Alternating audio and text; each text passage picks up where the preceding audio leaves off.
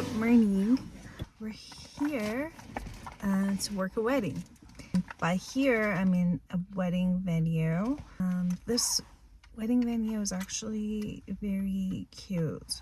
The story of it is that there were a couple without any kids. They didn't have any offsprings to inherit their belongings, and they owned this property, and so they decided that they wanted to give it to people who are going to get married. So basically they created a chapel on top of a hill. It was a free venue for many years, so you would just sign up, and it was like a large wait list to get your turn, and then you could come up here, and there was a little cottage you could get ready at, and then walk up to the hill in that little chapel and make your vows and get married for free. And this was their wish. However, life gets expensive, and people were managing it weren't able to do this for free anymore. So a couple of years ago they started charging, but it's not as much. It's like $400. So compared to other venues, it's pretty affordable. And they started making side businesses out of it. So pretty much has other venues, and they created like a dance hall and a dining hall. So it's a complete venue now. So if you want to do a full ceremony here and serve dinner, you're able to do that. Previously it was just an elopement. You would come up here by the hill, do your vows, come down, and just go about your life. So today we're here for a elopement. This couple are really big in astrology, and it's right now 9:30 in the morning. I believe at 10 is their wedding.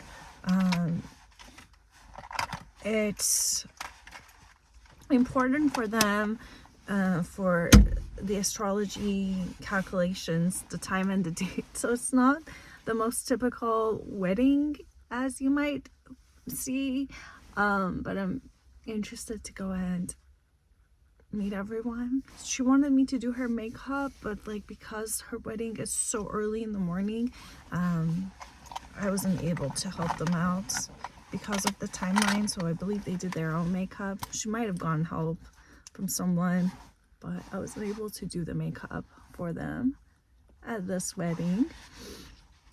Okay, I am ready. Let's go meet the bride and get started with our day.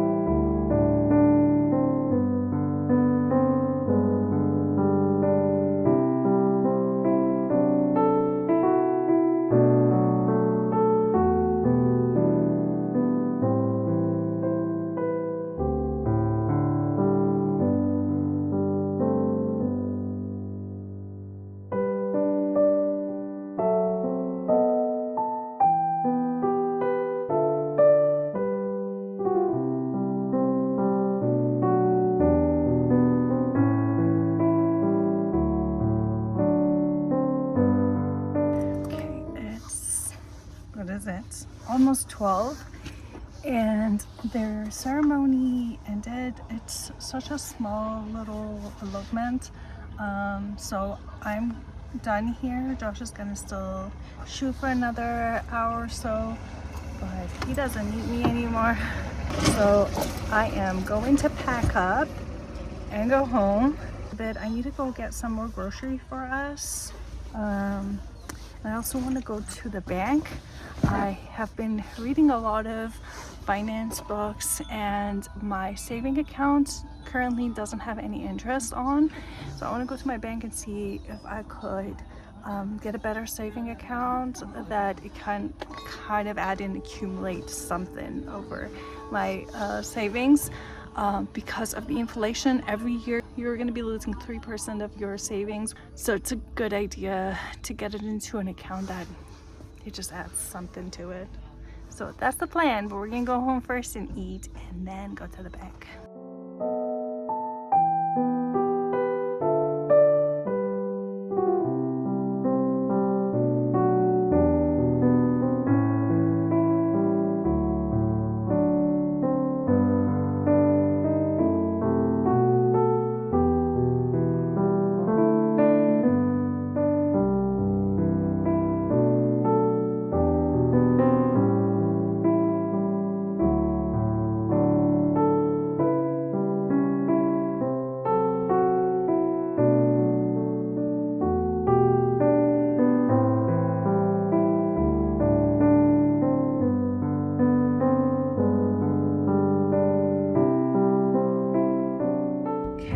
I did it. I went to the bank and there was a bad news, and ooh, this light is so strong. Let's see if I can take it away a little bit. No, I can't. It's too bright. Okay, so the saving account that they offered to me last time I was there was no longer there. So I get really little on my saved accounts. It's like 0.01. The person I worked with, he recommended to make another CD account, so they still had the fixed CDs. I put 3 months worth of my everyday life savings just in case in my saving accounts, and then the rest of it in a 4-month CD. And I had to upgrade my checking account to be able to enroll into this program too. And so I get 5% interest if I don't touch my money for a year. So every 4 months, I would get 1/3 of that 5%. So they're trying to encourage you to keep it in that account. So it's better than nothing. I just don't feel comfortable to put all of my eggs in one basket. So my next plan is to create a Roth account and put some in the Roth, but like what you put on the Roth is for retirement, so you won't be able to use it before age 65 and a half. You will get a penalty for it, but this is for my urgent situations. If I have an issue with the car, or God forbid a death happens in the family or something, so I want to have some cash sitting somewhere close by, not locked into a Roth IRA. So I'll be able to help. But like, their saving accounts are just so terrible, and with the inflation that is going on, so you're losing about 3% of your money every year because of inflation. So this 5% interest is kind of like helps you to float on that. So that's my recommendations. If you have some money in your saving account, see if your bank offers a good interest in saving program. If not, let's see if you can put in a CD, something that you're above the 3% inflation. Whew, I'm flushing. I just finished my therapy. I don't know about other people, but it's a lot of work, when you have to be vulnerable and tell someone everything that is happening in your life and how you feel on a deep level, so they could kind of verify if your underlying purposes is in line with who you are. I talked about something that was not very comfortable for me to discuss, and that is my social media accounts.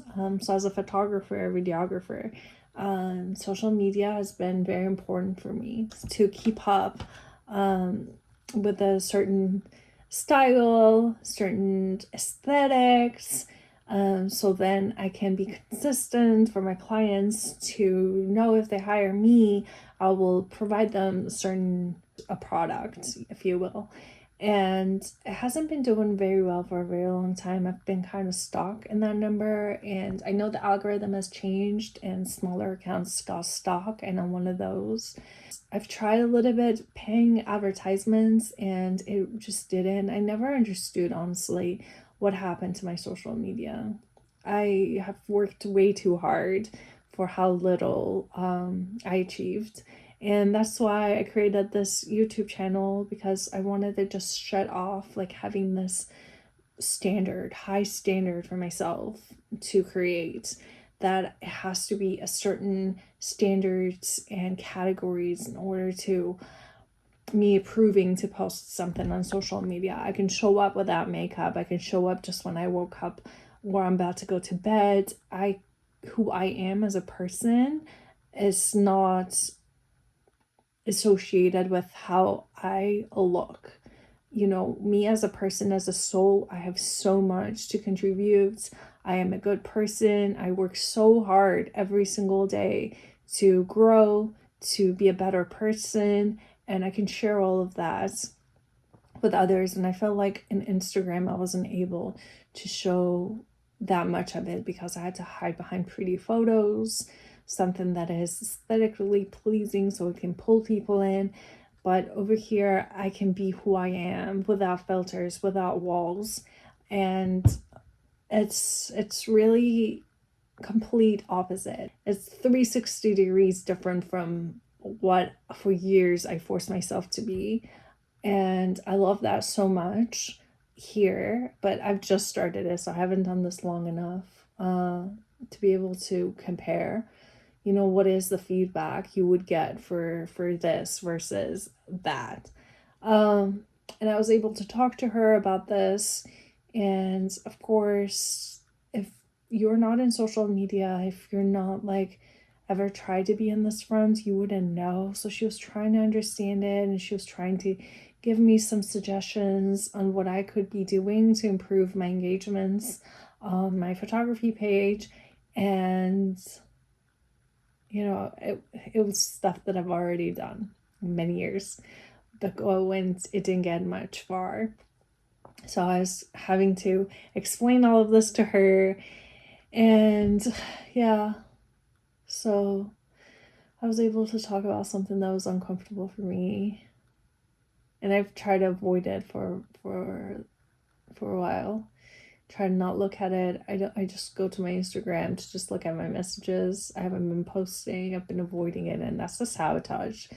You're supposed to, as a business owner, supposed to be posting. You're supposed to be out there taking your business seriously. And no matter how bad it is, you're supposed to be out there. And I haven't been. And I feel like I was just in a really tough spot. And I felt like I was abandoned by people. And I tried to abandon them as well, so it wouldn't hurt as much, if that makes sense. So that's what we discussed today. I hope that I can get to a healthy mindset around my photography page. There's something in my mind that is really eating me up, and I have to face it. And that's making a Roth IRA account, because I don't have one. So like I said, my company does not contribute to my 401k, and I learned about that just recently. That's why I realized that I need to learn about investment and finance, anything that goes around the idea of protecting myself for retirement. But I have this fear about like not knowing how to invest properly, so I don't want to make any mistakes. But I need to face my fear. And the way I'm going to do it, and I have you here with me tonight, it's been days that I just wanted to make a Roth account, but I don't know a lot of things. But I told myself I'm going to sit behind a computer, which I'm right here, and we're just going to log in. So my previous job before this one was with Fidelity, and so I already have an account there. So that's what I'm going to do. I'm just going to log into my account. My pass this on. And I'm gonna face the fear of unknown. All right, let me log into my account.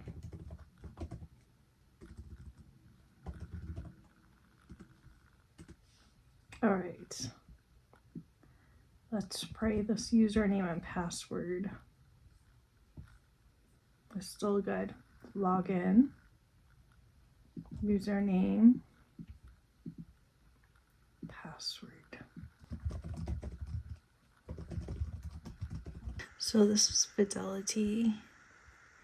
I went to the products, I clicked on retirement, and these are the 3 options it allows me to pick.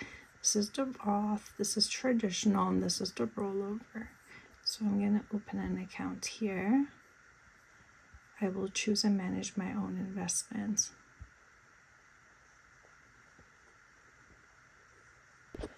Okay, so I created my account. Now I can set it up, how much to take out of my bank, my checkings.